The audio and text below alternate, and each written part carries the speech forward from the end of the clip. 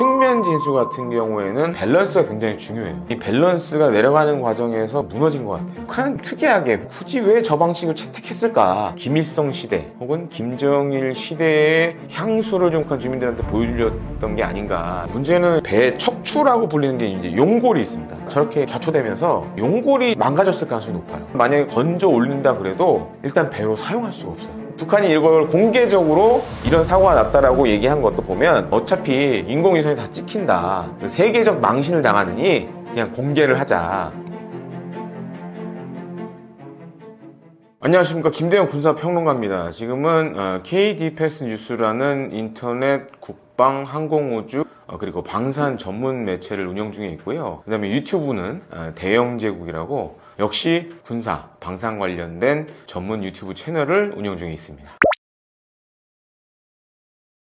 그러니까 북한이 올해 이제 최연함부터 시작해서 대략 배수량 4,000에서 5,000톤급의 이제 신형 구축함들을 건조를 하고 있어요. 근데 이번함을 건조하는 과정에서 보통 이제 측면 진수라 그러는데 배를 이제 옆으로 이렇게 바닷물에 띄우는 방식으로 이제 진수를 했어요. 저도 이제 과거에 우리 해군에서 이렇게 하는 진수식 행사를 여러 차례 갔었는데 우리나라 같은 경우에는 사실 이제 측면 진수는 잘 안 합니다. 보통 이제 진수식 때 가보면 배가 이미 바닷물에 띄워져 있고 그 다음에 이제 샴페인 브레이킹이라 그래가지고 샴페인을 이 배에 팍 붙이면서 이제 진수식이 딱 시작이 돼요. 근데 이제 북한은 좀 특이하게 왜 그런지 모르겠는데 일본함인 최연함 같은 경우에는 이미 이제 진수단 생사로 바다에 이제 띄워져 있었고, 근데 이번함 같은 경우에는 이렇게 갑자기 측면 진수 방식으로 이렇게 진수식을 진행을 했어요. 근데 더 중요한 건 이 진수식이 거행되는 현장에 김정은이 있었고, 근데 그러면서 약간 밸런스가 안 맞으면서 함정의 뒷부분부터 이게 미끄러지기 시작한 거예요. 그러면서 이제 배가 뒤집어진 거죠. 그러니까 이제 김정은 입장에서는 극대노할 수밖에 없는 거죠. 그러니까 자기의 어떻게 보면 이제 약간 축제 같은 상황이었는데 진수식이 엉망진창이 되고 배가 이제 큰 파손을 입으면서 화가 나게 된 거죠. 그러니까 이제 책임자들 문책하겠다 이런 얘기 나왔고, 북한이 측면 진수를 이번에 처음 한 건 아닙니다. 그래서 이제 과거에도 보면 저도 이제 이것 때문에 막 찾아봤는데 과거에 이제 일본의 그 제1교포들을 북송하는 데 사용됐던 이제 만경봉호가 92년도에 이제 진수했었는데 그때도 이제 측면 진수 방식으로 한번 했었어요. 그래서 이걸 왜 했을까 이제 따져보면 약간 이제 김일성 시대 혹은 김정일 시대의 향수를 좀 북한 주민들한테 보여주려던 게 아닌가 싶기도 하고, 그 다음에 이제 김정은 본인이 원했을 수도 있죠. 약간 이제 기존에 없던 방식으로 좀 멋있는 행사를 좀 해보고 싶다라고 좀 생각을 해서 이런 많은 리스크를 안고 측면 진술한 게 아닌가 이렇게 보여지긴 합니다. 아무래도 이제 자기가 지켜보고 있는 현장에서 이런 대형 사고가 났으니까 누군가 이제 문책을 하겠죠. 그러니까 속된 말로 이제 쥐잡듯이 뭔가를 잡는 걸로 이렇게 보여지는데 아마 이제 대규모 숙청이 이루어질 것 같아요. 기본적으로 이제 만약에 다른 나라에서 이런 사고가 났다 그러면 군함을 만든 조선소가 보통 책임을 집니다. 그래서 다시 만들어줘야 돼요. 근데 북한은 아시다시피 이제 대부분 다 국영기업이잖아요. 그러니까 나라 돈으로 다시 더 만들어야 되는 거예요, 이거를. 그리고 이게 지금 북한이 만든 이 신형 구축함, 이 최연급 같은 경우에는 북한의 여러 가지 경제 사정을 고려해 봤을 때 우리나라의 해군 이지스 구축함이 보통 1조 원이 넘거든요. 그러면은 이제 북한의 여러 경제 사정을 고려해 보면 북한의 화폐 가치로 척당 1조 원이 넘을 수도 있어요. 엄청난 손실이죠. 그건 이제 화가 날 수밖에 없는 거죠. 그리고 더 이제 심각한 거는 저렇게 이제 배가 물에 빠져버리면, 바닷물에 빠져버리면 건져 올린다고 해도 다시 쓰기 힘들어요. 대부분 이제 안에 있는 전자장비들의 해수가 들어가면 못 쓴다고 봐야 됩니다. 그러니까 건져 올리더라도 다시 사용하는 거는 쉽지 않다라고 지금 많은 전문가들이 그렇게 판단하고 있고, 제가 봤을 때도 저거는 좀 사용이 불가능하지 않을까 이렇게 보고 있습니다. 아무래도 이 이제 측면 진수 같은 경우에는 함정의 이 측면 진수하면 내려갈 때 이 밸런스가 굉장히 중요해요. 근데 이 밸런스가 내려가는 과정에서 뭔가 안 맞아서 무너진 것 같아요. 그러면서 이제 어떻게 보면 자동차를 비유하면 드리프트 같이 옆으로 이렇게 자빠져 버렸는데, 일단 노하우가 굉장히 부족한 거죠. 또 한 가지로는 이제 그런 조선 기술이나 이런 측면도 사실은 우리나라랑 굳이 비교하자면 굉장히 떨어지는 수준이고, 그리고 가장 큰 건 저렇게 위험성이 있음에도 불구하고 굳이 왜 저 방식을 채택했을까? 그 아마 이제 김정은의 좀 입김이 좀 동원된 게 아닌가 좀 이렇게 생각이 됩니다. 보통 이렇게 좌초된 배들을 인양을 할 때 첫 번째로 해야 되는 게 안에 있는 물도 빼내야 됩니다. 그러니까 침수된 부분의 물들을 최대한 많이 빼야 되고, 또 한 가지로는 지금 북한이 저 배를 건지려면 대형 크레인 바지선이 필요해요. 아시다시피 이제 북한은 우리나라 대비 조선업이 그렇게 좋은 나라가 아니기 때문에 저런 4,000톤, 5,000톤급 되는 구축함을 건져 올릴 만한 대형 크레인이 이제 전무한 상황입니다. 그러니까 이제 방식 중에 하나가 흰색 풍선 모양의 부유물을 이용해서 배를 다시 이제 건져 올리려고 노력을 하는 것 같아요. 근데 이제 배가 너무 무겁다 보니까 과연 저게 효과가 있을까 좀 의문스러운 상황이고, 저게 만약 지금 이제 들리는 바에 의하면은 이제 저것도 안 돼서 사람의 인력을 동원해서 배를 땡기고 있다. 약간 이제 우리 영화 레미제라블 같은 지금 일이 벌어지고 있는데 쉽지 않을 것 같아요. 그래서 지금 과연 북한이 얘기한 대로 6월달 내에 저거를 건져 올릴지 그건 좀 지켜봐야 될 것 같습니다.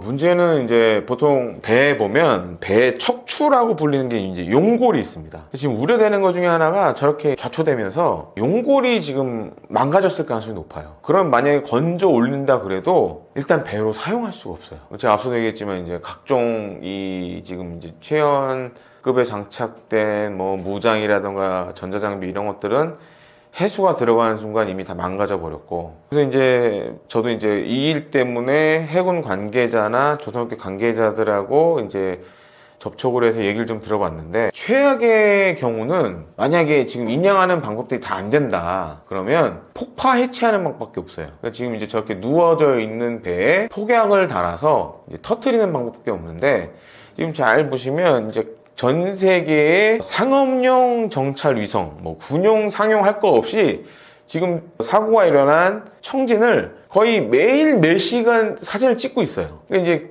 북한이 이걸 공개적으로 이런 사고가 났다라고 얘기한 것도 보면, 야, 어차피 인공위성이 다 찍힌다.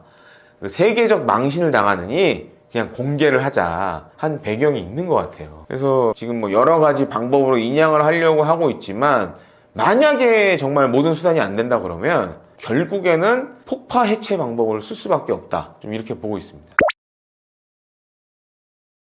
일단 경제적으로 엄청난 손실을 입은 거죠. 그러니까 척당 1조 원, 북한 경제 규모로 봤을 때 한 척당 1조 원 넘는 배가 무용지물이 돼버렸다. 지금 어쩌면 이제 고철이 될 수도 있다라는 게 가장 크고, 또 한 가지로는 조선 이런 것들은 사실 우리보다는 상대적으로 좀 낙후되어 있는 상황이고, 그럼에도 불구하고 김정은이 저렇게 무리를 해서 이제 배를 만드는 거는 아무래도 이제 약간 본인의 치적을 쌓기 위한 용도가 아닌가. 그리고 북한의 군사력이나 경제력을 고려해 봤을 때는 굳이 저런 배가 필요하지 않은데, 그러니까 일종의 이제 대외 과시용이라고 할 수 있죠. 그리고 이제 군사적으로 사실은 저런 큰 배 같은 경우에는 우리 입장에서 봤을 때는 굉장히 손쉬운 표적이에요. 우린 저런 최연함과 같이 큰 배를 때릴 여러 가지 무기 체계를 갖고 있거든요. 그럼에도 불구하고 북한이 저걸 한 걸 보면 약간 김정은의 그런 취향이 좀 섞여 있는 게 아니냐, 그런 것들이 강조되다 보니 저런 기괴한 물건이 나온다라고 밖에 볼 수밖에 없는 것 같습니다.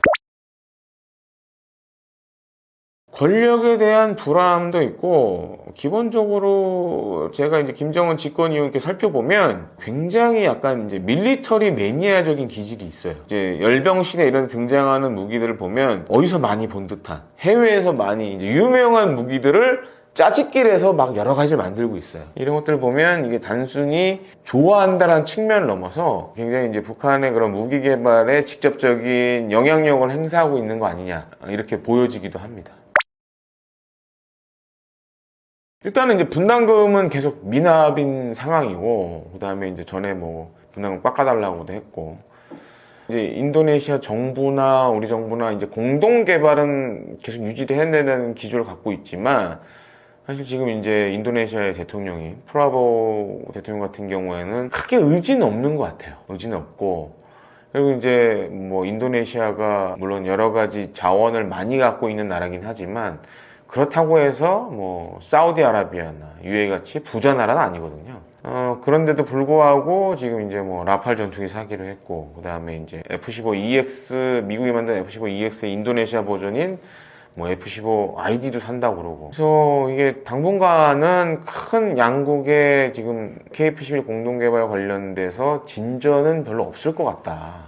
그리고 이제 동남아 수출에 뭐 이게 크게 영향을 미치지는 않을 것 같아요. 그러니까 어떻게 보면 인도네시아 내부 사정에 의한 문제지 이게 지금 개발 자체가 잘 안 되고 있다라는 문제는 아니기 때문에 그렇기 때문에 이게 뭐 향후 뭐 우리 KF-11 해외 수출에 영향을 주지는 않을 것 같습니다. 지금 뭐 언론을 통해서 나왔지만은 약간 이제 혐의 없음 뭐 이런 무혐의로 지금 이제 가닥이 잡혀가고 있거든요. 그렇게 되면 이제 이 분담금 문제 관련된 것도 어쩌면 이제 돌파구가 마련될 걸로 보여지는데, 앞서도 말씀드렸지만 지금 이제 이 인도네시아 대통령 자체가 이 프로그램에 크게 관심이 없는 상황이기 때문에 이게 기술 유출 이슈가 마무리된다고 해서 뭐 큰 진전이 있을 거라고는 이제 보이지 않는 상황입니다. 이건 사실 이제 우리나라에서 항공기를 만드는 한국항공우주산업에서 이제 발표한 건데요. 우리 국산 항공기가 그동안 시험 비행, 지금도 사실 시험 비행을 여러 가지로 진행을 하고 있습니다. 근데 무사고 비행 1만 시간을 달성했다. 그러니까 1만 시간 동안 여러 가지 시험 비행을 했는데 단 한 번도 사고가 나지 않았다라는 걸 이제 의미하는 겁니다. 근데 보통 이제 뭐 우리나라뿐만 아니라 세계 여러 나라의 이런 항공기 개발사를 보면 시험 비행 과정에서 사고가 많이 나요. 왜냐면 이제 새로 만든 항공기들 같은 경우에는 비행 영역이라든가 이런 것들이 사실은 뭐 1에서부터 시작하는 경우가 많거든요. 근데 그런 측면에서 봤을 때는 전 세계적으로도 유례가 없는 기록이다. 그만큼 우리가 국산 항공기 개발과 관련된 노하우가 세계 정상급 수준이라는 걸 말해주는 거기도 하고요. 또 한 가지는 이제 KF-21도 지금 시험 비행 기간 중에 단 한 번의 사건 사고가 없었어요. 그래서 그런 걸 보면 우리의 항공기 개발 노하우가 선진국보다도 오히려 높은 수준이다, 이렇게 좀 말씀을 드리고 싶습니다. KF-11 보라면은 기본적으로 4.5세대 전투기고, 어떻게 보면 지금 아주 일례로 말씀드리자면 우리 공군이 운용 중인 뭐 KF-16, F-15K가 보통 이제 4세대 전투기로 분류를 합니다. 그리고 F-35는 이제 스텔스 성능 가진 5세대 전투기 분류를 하는데, 그 가운데에 있는 전투기로 보셔야 될 것 같아요. 그래서 일부 항공전자 장비 같은 경우에는 사실 5세대 정도 되는 능력을 갖고 있기도 하고, 그 다음에 이제 전반적인 외형은 이제 F-22랑 비슷하게 생겼죠. 전문 용어로 하면 저피탐 성능을 이제 갖췄다라고 얘기를 하는데, 뭐 레이더에 잡히긴 하지만 그 잡히는 반사 면적을 좀 최소화했다. 다만 그렇다고 해서 5세대 전투기만큼의 스텔스 성능을 갖고 있지 않고, 하지만 이제 5세대 전투기 같은 경우에는 사실 이제 운용 유지 비용이라든가 여러 가지 관련 제반 비용들이 사실은 4.5세대 전투기보다는 비싸요. 그래서 이제 많은 나라들이 이제 고민하는 게 뭐 5세대 전투기도 사고 싶지만 이제 경제적인 측면을 고려해서 4.5세대로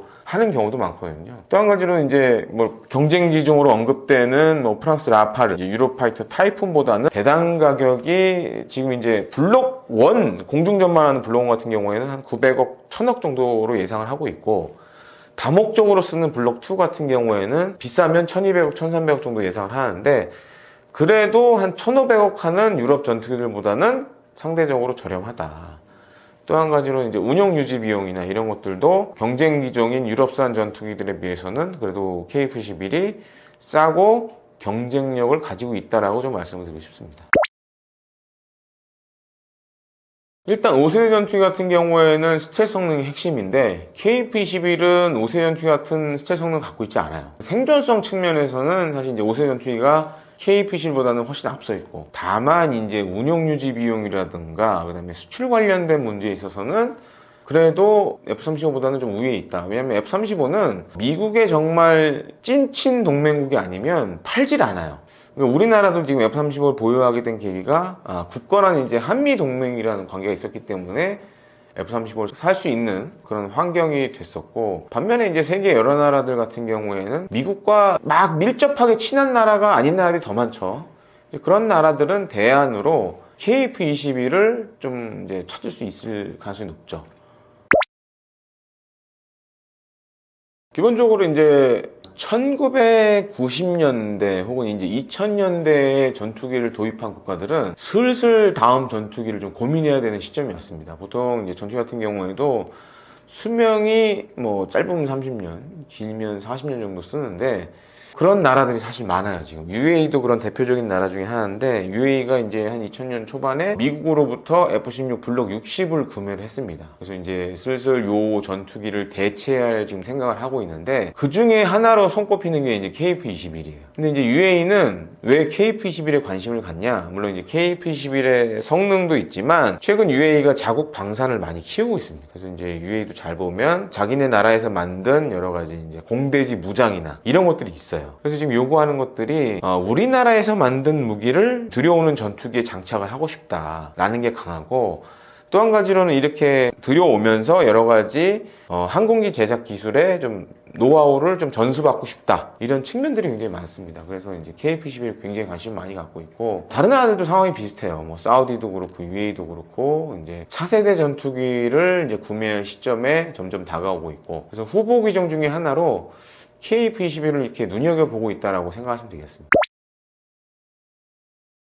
앞에 제가 이제 우크라이나전 드론 얘기하면서 말씀을 드렸는데 이제 KF-21도 해외 시장을 어필하는 데 있어서 중요한 게 인공지능입니다. 그래서 지금 뭐 K-온디바이스, 뭐 인공지능에 필요한 여러 가지 반도체도 만드는데 KF-21을 만드는 한국항공우주산업이 또 참여를 했고, 그 이제 인공지능이 KF-21에 적용되면 많은 것들이 달라질 수 있어요. 예를 들어서 이제 지금은 KF-21에 잘 보는 큰 이제 디스플레이가 하나 있는데 그걸 조종사가 보고 조종사가 판단해서 예를 들어서 지금 어떤 전투기를 요격해야겠다 뭐 이런 것들을 이제 조종사가 판단하는데 인공지능이 적용되면 이런 것들을 인공지능이 보고 예를 들어서 공격 우선순위를 정해준다던가 무장을 제한한다던가 이런 것들을 할 수가 있어요. 그러면 이제 경쟁 전투기들에 비해서 굉장히 첨단 전투기로 변화하는 거죠. 다만 이제 KF-21을 이제 5세대로 만드는 건 쉽지가 않아요. 왜냐면 이제 내부에 무장창도 만들어야 되고, 그 다음에 겉에 스텔스 재료도 이제 입혀야 되고 하는 여러 가지 문제들도 있고, 또한 그렇게 되면 이제 무게가 늘어나는 문제가 있어요. 그럼 엔진도 어떻게 보면 새로 바꿔야 될 수도 있고. 그래서 사실 이제 비용이 만만치 않게 들기 때문에 쉽지 않은 과정인데, 반면에 이제 지금 이제 KF-21 같은 경우에는 안에 들어가는 여러 가지 항공 전자장비들, 핵심 항공 전자장비들이 국산을 쓰고 있기 때문에 우리가 할 수 있는 걸 다 할 수 있어요. 예를 들어서 이제 임무 컴퓨터도 성능을 높일 수 있고, 사실 지금 장착되어 있는 임무 컴퓨터도 거의 5세대급 전투기에 사용되는 처리 속도를 가지고 있습니다. 여기에 뭐 인공지능이 더해진다 그러면 경쟁 기종 대비 이런 항공 전자장비에서 좀 우위를 점하지 않을까, 좀 이렇게 생각이 됩니다.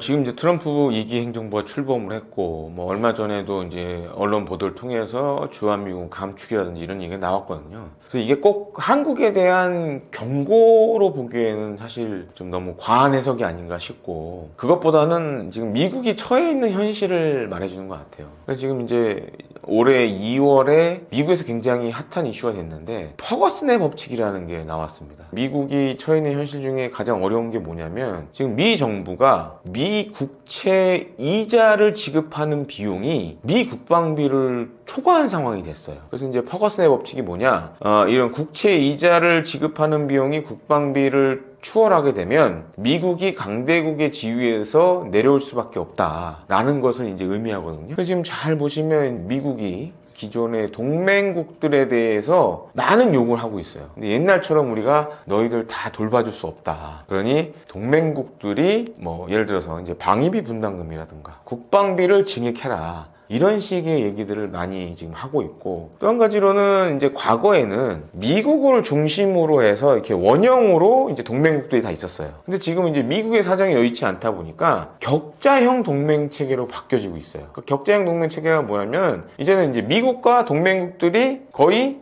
같은 동등한 위치로 서야 된다라는 게 굉장히 강해지고 있어요. 옛날에는 미국이 다 해줬지만 지금 동맹국들이 이런 걸 좀 해줘야 된다라는 요구들이 사실은 뭐 트럼프 2기 행정부 전인 바이든 행정부 때부터 계속 이제 강조가 됐던 것들이고, 그렇게 되다 보면 이제 우리나라도 방위 분담금이나 뭐 국방비 증액을 해야 되는 상황이 올 수밖에 없다라고 좀 말씀드리고 싶습니다.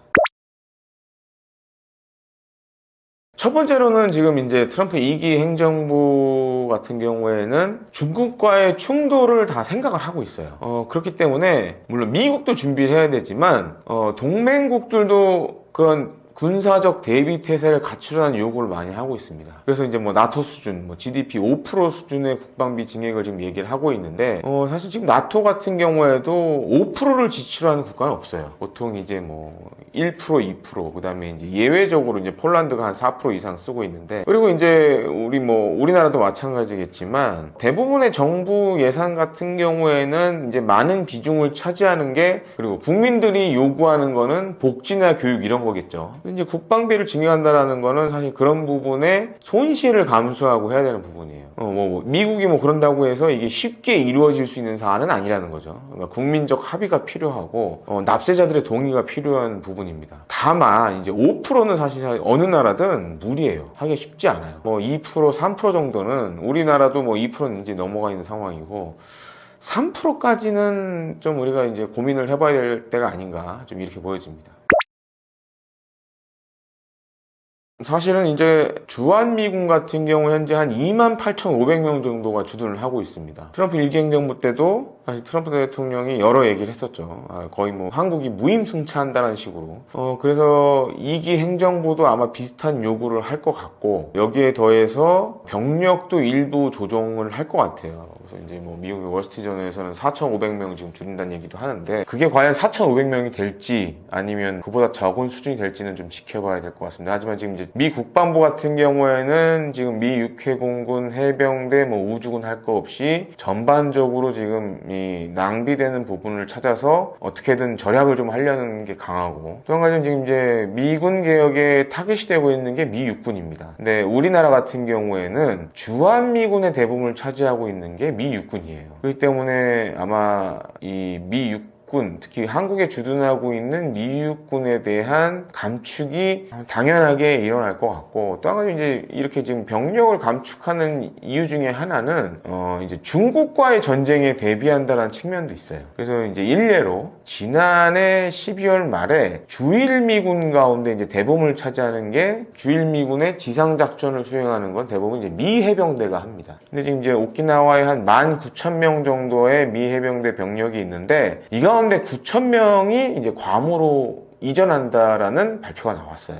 그럼 왜 주일미군의 핵심 전력을 괌으로 뺄까? 지금 미군이 생각하는 건 만약에 중국과 전쟁이 발발하면 뭐 이게 한반도가 됐든 일본이 됐든 거기에 배치되어 있는 미군이 중국의 탄도미사일이나 여러 미사일 공격을 받을 것 같다고 생각을 하고 있어요. 그래서 이제 보다 안전한 괌으로 가야 된다라고 지금 이제 기본적으로 그런 계획들을 많이 세워놨고 그래서 이제 우리나라에서 만약 주한미군이 빠진다면 두 가지 이유라고 보면 되겠습니다. 첫 번째로는 이제 병력 감축이 필요한 부분, 전반적으로 미군의 병력 감축이 좀 필요한 부분, 그리고 두 번째로는 중국과의 전쟁에 대비해서 병력이 안전한 곳에 가 있어야 된다라고 생각하는 이 두 가지 부분이 제일 크다고 보여집니다.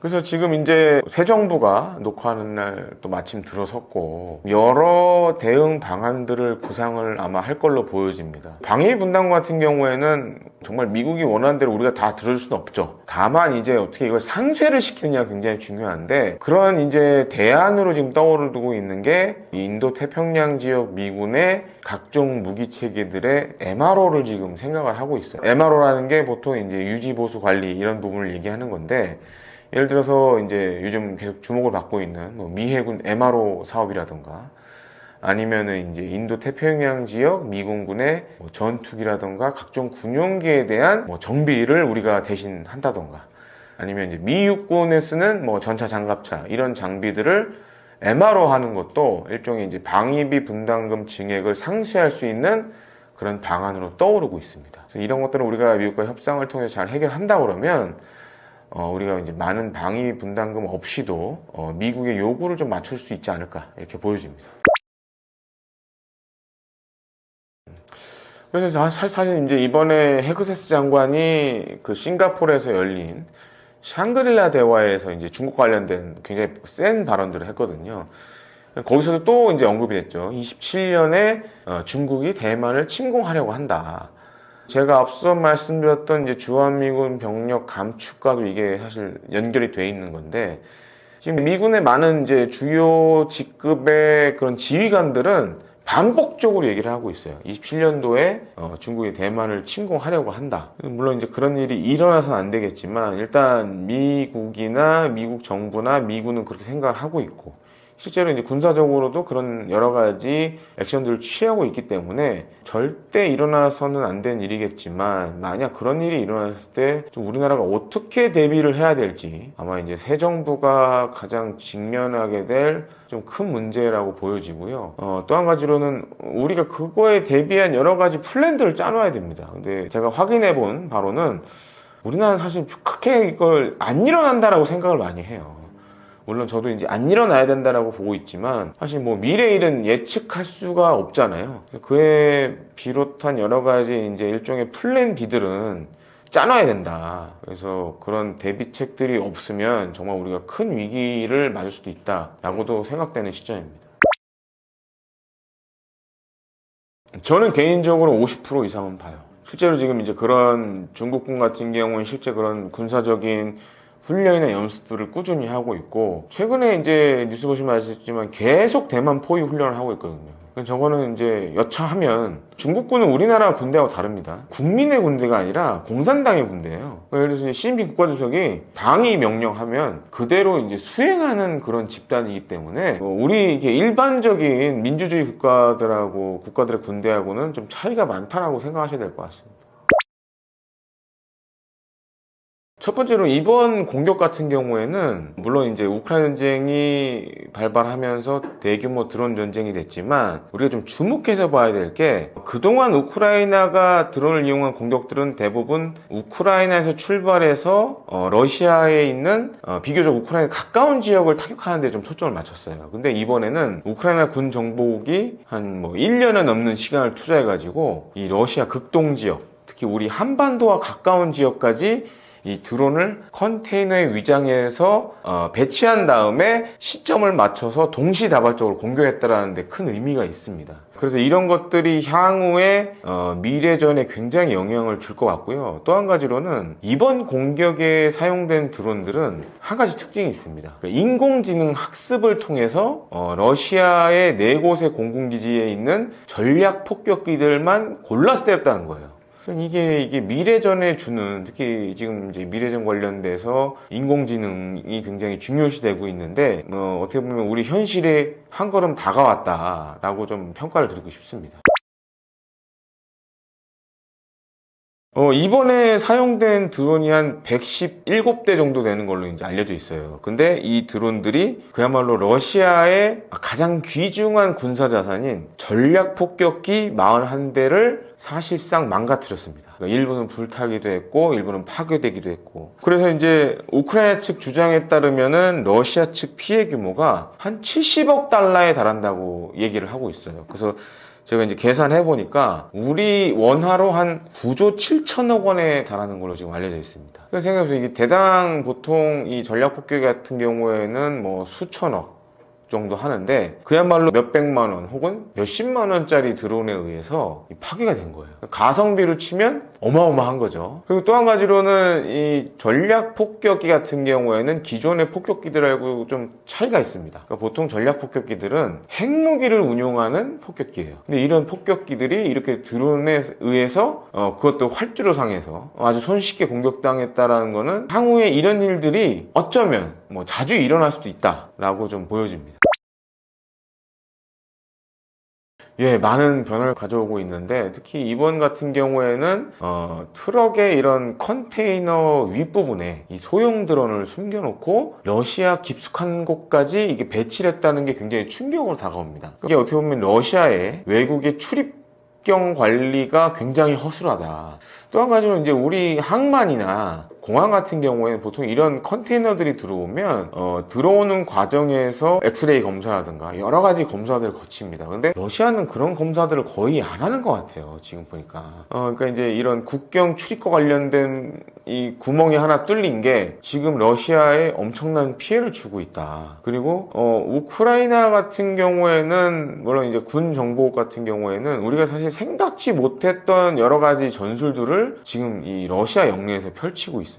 지금은 이제 많이 볼 수 없지만 예를 들어 우크라이나 전쟁을 지지하는 러시아 인사들을 암살한다던가 아니면 지금과 같이 드론을 이용한 공격을 한다던가 이런 것들 많이 하고 있는데 제가 봤을 때 약간 그런 것 같아요. 러시아 같은 경우에는 어쩌면 이제 우리로 치면 약간 대기업 같은 느낌이죠. 뭔가 새로운 아이디어로 전쟁을 풀어나가는 데는 한계를 여실하게 보여주고 있어요. 그리고 막대한 피해를 입은 다음에 변화를 하죠. 반면에 이제 우크라이나군, 특히 이제 우크라이나군 정복 같은 경우에는 정말 어떻게 이런 생각을 해낼 수 있지? 할 정도의 정말 기발한 아이디어로 계속 러시아를 괴롭히고 있어요. 그러니까 이번 소형 드론도 사실 마찬가지라고 할 수 있겠는데 특히 이제 최근에 우크라이나를 잘 보면 소형 드론이 예를 들어서 우크라이나군 기지에서 출발해서 직접적으로 목표물을 때리는 게 아니라 어딘가에 매복해 있다가 예를 들어서 이제 작동 중인 드론들이 풀숲이나 이런데 조용히 착륙해 있다가 갑자기 떠서 공격하는 사례들이 굉장히 많아지고 있어요. 그래서 이런 것들이 지금 이제 세계 여러 나라 군대의 드론 전술을 만드는데 굉장히 핵심적인 역할을 하고 있습니다. 그래서 향후 미래전 어차피 이제 드론이 중요해지고 있지만 그런 드론을 어떻게 운용하느냐에 대한 것들은 사실상 지금 우크라이나가 전 세계를 주도하고 있다. 좀 이렇게 말씀을 드리고 싶습니다. 그러니까 사실 지금 이제 러시아, 우크라이나 양측 다 이제 제2차 평화 협상을 진행하는 과정에서 이번 대규모 드론 공격이 발생을 했거든요. 결과적으로 봤을 때 지금 러시아가 받는 충격이 굉장히 크다라고 생각이 됩니다. 그래서 사실 이번 2차 협상도 포로 교환 정도로 사실상 이제 결렬됐다고 보여지는데 지금 이제 우크라이나의 전술을 잘 보면 러시아에 심대한 피해를 줘서 평화협상에서 우크라이나가 유리한 고지를 선점하겠다. 약간 이런 생각을 갖고 있는 것 같아요. 그래서 추후에도 이제 평화협상이 이루어지겠지만 우크라이나는 계속적으로 러시아의 예를 들어서 반전 분위기를 만들어낼 수 있는 대규모 공격들을 계속 실행할 것 같고 굉장히 이제 비대칭적인 방법을 많이 쓸 것 같아요. 지금 어차피 이제 군사력이나 무기 측면에서는 러시아가 우세한 부분이 많기 때문에 확실히 이제 우크라이나는 비대칭적인 방법을 쓰지 않고서는 러시아에 큰 타격을 주기는 쉽지 않을 것 같다. 그래서 향후에도 이런 비대칭적 공격들이 주류를 이룰 것으로 이렇게 보여집니다. 아무래도 그 러시아군의 핵심 자산만 쪽집게식으로 골라서 때렸다는 점에서 외신에서 이제 그렇게 평가를 하는 것 같고, 전쟁의 규칙이 바뀌었다라고도 볼 수 있죠. 그러니까 기존에, 제가 앞서 말씀드렸지만 기존에 우크라이나군의 드론 공격들은 보통 다 우크라이나에서 출발한 드론들이 많았는데, 지금은 일종의 이제 트로이의 목마처럼 이 컨테이너에 숨겨서 러시아 중요 군사기지 인근에 이런 컨테이너를 배치한 다음에 같은 시간에 동시다발적으로 공격해서 러시아군이 대비할 수 있는 그런 여력을 최소화시켰다라는 것이 충격으로 다가오고 있는 상황입니다. 지금 이제 이번 공격은 인공지능 드론에 의한 공격이었어요. 그래서 이제 우크라이나군이 이 러시아 군의 이 전략 폭격기를 공격하기 전에 각종 위성사진이라든지 아니면 인터넷에 떠도는 러시아에 보면 이제 항공 박물관들이 있는데 사실 그 항공 박물관에 있는 몇몇 비행기들, 폭격기들 같은 경우 현재도 전략 폭격기를 쓰고 있습니다. 그래서 이런 자료들을 가지고 드론에다가 인공지능 학습을 시킨 거예요. 그래서 이런 폭격기만 골라서 쪽집게식으로 타격이 가능했던 겁니다. 향후에 이제 지금 이제 우리나라도 인공지능과 연관된 여러 무기 체계들을 만들고 있는데 이번 사례가 굉장히 이제 좋은 예가 될 수 있고 또 한 가지로는 인공지능 관련돼서 지금 이제 중요성이 부각되고 있는 게 인공지능 온 디바이스 반도체라든가 이런 것들이 굉장히 주목을 받고 있습니다. 그래서 사실 이제 우리나라도 지금 여러 기업들이 이제 공동으로 K 온 디바이스 반도체라는 걸 지금 하려고 하는데 향후 전쟁에서는 인공지능이 적용된 무기들이 게임 체인저가 될 가능성이 높다. 그러면 우리도 지금 이제 뭐 K 온디바이스 반도체라든지 그다음에 소프트웨어적으로 인공지능을 어떻게 육성을 할 것이냐, 그리고 학습을 어떻게 시킬 것이냐, 이런 것들이 굉장히 중요한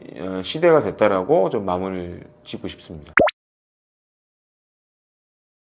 마침 녹화한 날이 이제 새 정부가 들어선 날인데, 지금 이제 뭐 새 정부의 많은 뭐 기대도 있지만, 사실 이제 처해 있는 현실이 이렇게 녹록치가 않습니다. 특히 이제 외교 안보적으로 우리가 다뤘지만, 이제 주한미군 뭐 일부 병력의 철수라든가, 방위 분담금 압박, 그 다음에 이제 사실 이제 미국은 이제 노골적으로 한국에 대해서 이런 요구를 하고 있거든요. 중국과 좀 친하게 지내지 말아라. 이런 요구들이 있는데, 근데 이제 중국은 어떻게 보면 우리 가까운 곳에 있는 나라잖아요. 그렇다고 해서 우리가 이제 뭐 물론 이제 굳건한 한미 동맹이 중요하긴 하지만 미중 사이에서 적절한 균형감을 갖고 가야 될 수밖에 없는 상황이에요. 그런 측면에서 지금 새 정부가 겪어야 될 어려움이 상당히 많은 걸로 보여지고, 이런 어려움을 극복하려면 사실 뭐 많은 국민들의 지지와 성원이 필요한 상황입니다. 그래서 보통 이제 새 정부가 출범하면 또 허니문 기간이 있잖아요. 한 6개월 정도 이제 허니문 기간이 있는데, 그 기간을 통해서